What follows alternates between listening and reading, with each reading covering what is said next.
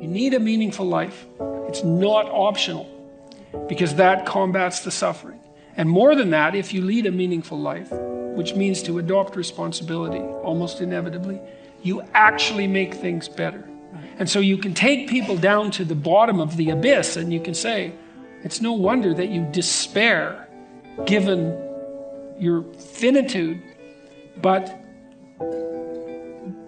there's so much possibility that surrounds you that you can make something of that regardless of the reality of its horror. And you do that with responsibility. And people understand that. And so it isn't just a call to making things better. It's not a call to a utopia that's produced by human imagination. It's the insistence that without the proper engagement in truth, that your life will degenerate and you will end up embittered and in hell. And so the conversation just hasn't been serious enough, I would say. And that's especially bad for young people. You know, one of the things I tell young people all the time, I'm not a very typical psychologist in this regard, because psychologists like to pat people on the head and say, you're all right the way you are. I talked to Bishop Barron a while ago, and he said that the Catholic priests were trained in the 1960s to kind of be accepting, you know, humanistically. You're okay the way you are, you know. And that's such rubbish. It's like, not only are you not okay the way you are, you don't think that anybody else is okay the way they are either. And you don't think your children are okay the way they are. Like, you love them and all that, but you don't want them to stay 3 years old their entire life. You want them to expand and improve and become who they are. And so, instead of telling young people that they're okay the way they are, I tell them that, and it's a terrible message for them if they're desperate. You know, so let's say 10% of the people in my audience are young, maybe they're young men, just for the sake of argument, and they're like not in good shape. They don't have any goals. They're drinking too much. They're watching pornography all the time. They've got no aim.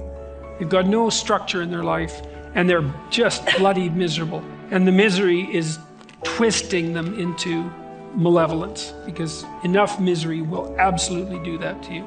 And then what are you going to do? And come along and say, well, you're okay the way you are? It's like, that's the last thing they want to hear. It's like, get your damn act together. You know, you got things to do, and they're going to be difficult. And that there's an echoing Christian message in there, I would say, which is you pick up the weight of your suffering voluntarily, and you walk uphill with it. And that not only gives you the meaning that you need in your life to stop you from degenerating in a dangerous manner, but it actually makes things better. And so that all has to be part of it. Like, I believe in human ingenuity. I think we can solve all the problems that beset us. But it can't just be, it has to be more than we can enhance material well-being, which is what it tends to be now. It's not enough. Life is hard. It's a crucifixion. That's right. And so it's no wonder they think that. It's like, okay, fine. First of all, we're going to take it seriously. Yeah, you're suffering and adrift, and you have your reasons. So you take those reasons seriously, and you say, despite that, there's more to you than you think. And you know that too, because you upbraid yourself for not manifesting it. And you say to people, well, I ask people, for example, who do you admire? Because that instinct for admiration is part of the instinct for imitation. It's like, who do you admire? You admire people who are completely irresponsible? You admire people who can't take care of themselves? They can't even take care of themselves. Here's the most admirable person. Completely useless to themselves, maybe even counterproductive. Just a bloody catastrophe for their family, and like a social danger. Like, no one admires that. No one admires that. It's like, you start minimally. Can you take care of yourself? At least that'd be the first thing. And then is there enough to you so that maybe someone else could rely on you now and then? Maybe a number of people, maybe your family. You could be a You could be the glue that holds them together and mends them. And then maybe there could be more to you than that. Maybe you could be someone for your community, and God only knows how far you could go with that. Those are the people you admire. It's like, well, try that out. See what happens. Start locally. Carl Jung said, this is one of my favorite Carl Jung quotes, he said, modern man does not see God because he will not look low enough. I really like that. And so, I've been telling the people that I talk to the same thing. It's like, you have a certain amount of potential within your grasp. You may find what you have contemptible because you're not in a position of power. This modicum of possibility that's been granted to you is beneath you. And so you do nothing with it. And so you get nothing from it. You take that seriously. You do the small things you can, the humble things that you can to put yourself together in those tiny, embarrassing ways that are real. And if you do that enough, you'll fortify yourself. And that will work. And one of the things that's been unbelievably heartening to me, it's ridiculous, really. Normally now, if I go out during the day, if I go to any city, I've been to like 150 cities in the last year. And if I'm walking around on the street or in an airport, someone will come up to me about every 10 minutes or so. And they'll say the same thing. They always say the same thing. They first of all apologize for bothering me, and they're very polite. So all my interactions with people, you'd never guess this from like my reputation in the press, but all my interactions with people in public are unbelievably positive. And the people will come up and say, I was in this small domain of hell a year ago or 6 months ago, whatever it is, addiction, alcoholism, I wasn't getting along with my family. I'd been living with my girlfriend for 5 years and we were stuck. I didn't have any direction for my career. I was nihilistic, I was whatever. All the different ways that people can fall into a pit and be miserable. He said, I read your books or I watched your lectures and I decided I was gonna try to put my family together. Or I was gonna make a vision and pursue it. Or I was gonna try telling the truth. I was just gonna try one of these things. And things are way better, way better. And sometimes it's a father and a son, or sometimes it's a son and a daughter, or it's a girlfriend and a boyfriend, and the girlfriend's very happy usually because her boyfriend has straightened up substantially, and maybe they're getting married and like he's half civilized at this point. but it's an unbelievably positive thing to see, and it's a real thing. It's like it's so interesting to watch the fact that all people have to do is put some of these things into practice, and all of a sudden that little modicum of potential that they had, because they got humble enough to deal with it properly, starts to expand and expand. And like I believe, and I do believe this, and I think this is part of the Christian message fundamentally, is that there's actually no limit to that expansion. Because in some sense, like we are this weird combination of finite and infinite. Like we're related to the infinite in some manner, obviously, because the infinite exists and here we are, and so we're related to it in some manner, and I don't know what manner that is, but I don't know what the limits are. It's like if you were the best person you could be, truly, if you decided to live by truth and to aim at the good, and you really did that, you put your whole heart and soul into it, that's what you were staking your life on, because you're staking your life on something. Who the hell could you be?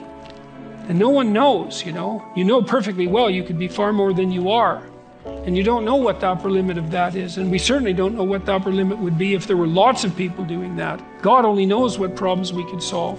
There's lots of suffering and misery in the world. Plenty. And it's no wonder that people get bitter. But God, as you pointed out before, we've got no shortage of ingenuity and possibility. And if we were serious about making things less wretched than they are, who knows what miracles we could pull off. One of the things I've thought about for a long time is that I've been trying to figure out what gives people's lives meaning. And tragedy gives life its negative meaning. And nobody disputes that. Even if you're nihilistic, you're not going to dispute the fact that tragedy gives life negative meaning. So when nihilists say that life is meaningless, that isn't exactly what they mean. They mean that life is suffering, but there isn't anything transcendent about it that you could set against that suffering. That's nihilism. It's not that life is meaningless. That would just be neutral. It's like, no one believes that, and they certainly don't act like they believe it.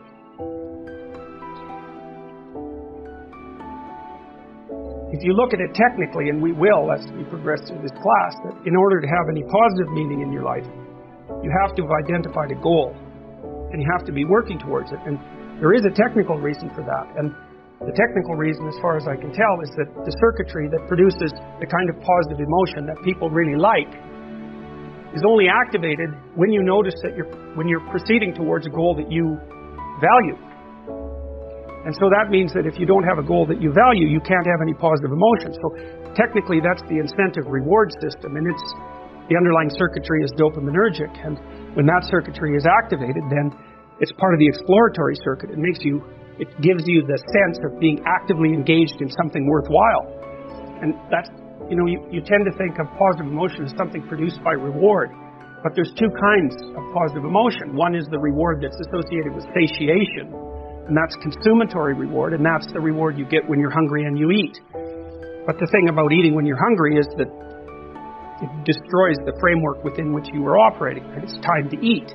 Well, you eat, and then that framework's no longer relevant. So the consummatory reward eliminates the value framework, and then you're stuck with, well, what are you going to do next? And so the consummatory reward has with it its own problems, but the incentive reward is constantly what keeps you moving forward. And incentive reward, because it's dopaminergic, also is analgesic, literally analgesic. So if you're in pain, you take opiates, and that will cut the pain, but so will psychomotor stimulants like cocaine or amphetamines. And so it's literally the case that if you're engaged in something that's engaging and you're working towards a goal, that you're going to feel less pain. And you can see this happening with athletes who, they'll break their thumb or something, or maybe sometimes even their ankle, and they'll keep playing the game. Of course, afterwards, they're suffering like mad, but the fact that they're so filled with goal-directed enthusiasm means that, well, the pain systems are in some sense shut off. So that's an interesting thing, because what it suggests, then you could imagine, I might say, well, how happy are you that you've made a certain amount of progress? And if you think about it, what you'd say is, well, it depends on how much progress and in relationship to what. So hypothetically, you're going to be happier if you've made quite a bit of progress towards a really important goal. And then you have to think through what it means for a goal to be really important, because that's not obvious. Now, you could say, you're in this class and you're listening to some information, and maybe there's two reasons for that. You might find the information interesting per se, but let's forget about that for a minute. You need to listen to the information so that you can do well on the assignment, so that you can do well in the class. You need to do well in your classes so that you can finish up your degree. You need to finish up your degree so that you can find your place in the world. You need to do that so that you're financially stable, and maybe you can start a family and have a life, and that's all part of being a good person, something like that. And so that's a hierarchy of goals, and you might say that being a good person would be the thing, however vaguely thought through, that's at the top of that hierarchy. And then when you're doing things that serve that ultimate purpose, then you're going to find those more meaningful, and that meaning is actually produced as a consequence of the engagement of this exploratory circuit that's nested right down in your hypothalamus. It's really, really old. It's as old as thirst, and it's as old as hunger. It's really an old system. It might be that the sense of meaning that life can provide to you is proportionate to the amount of responsibility you decide to take on.